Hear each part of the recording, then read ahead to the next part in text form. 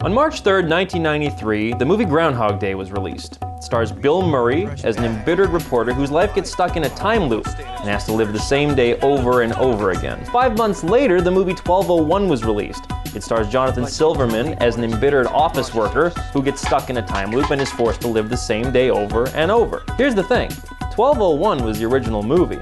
Obviously, the makers of Groundhog Day knew this and got their movie out first. The whole thing was chalked up to the wonderful world of Mockbusters. Now, the 1201 Groundhog Day incident isn't unique. Hollywood's full of copycats and Johnny-come-latelys. They're examples of what's called a drafting opportunity, like in racing. One car tucks in behind another. 2 cars can go faster than one.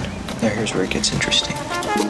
Okay, it just means that you're riding off of someone else's success. Of course, there's borrowing an idea, and then there's just stealing an idea. In 1993, Good Times Entertainment came out with their version of Aladdin 7 months prior to the Disney version. Because it was a public domain story, there wasn't much Disney could do. However, they did sue them regarding similarity of packaging, but they lost the case due to insufficient evidence. Their genie was orange. Empowered by the wind, Good Times released multiple clones, including Snow White, The Little Mermaid, and Leo, the Lion King.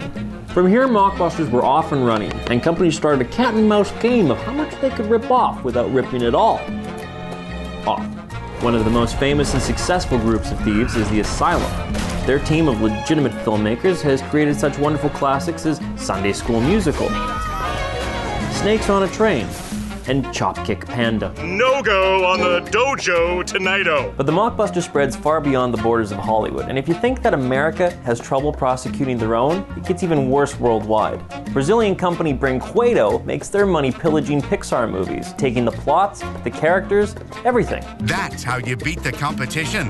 But when it comes to the grand poobah of all Mockbusters, you gotta hand it to the genre known as remake-exploitation movies.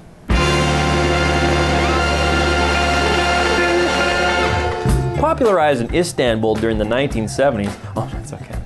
During the 1970s, crafty filmmakers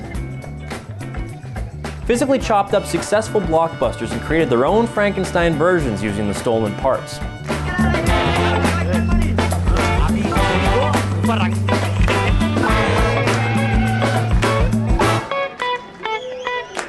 Sometimes they would steal the concept, as in Brazilian Planet of the Apes. Sometimes they would steal footage, as in Turkish Star Wars. And for Nigerian Titanic, they just stole the damn song.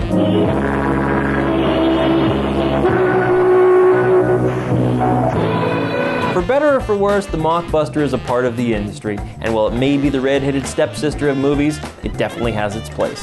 There's a saying that good artists borrow, and great artists steal.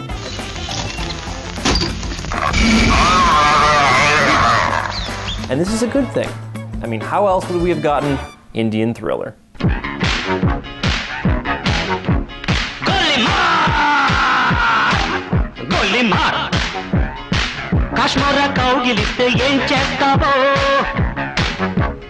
Nepali mantra mete ye mautavo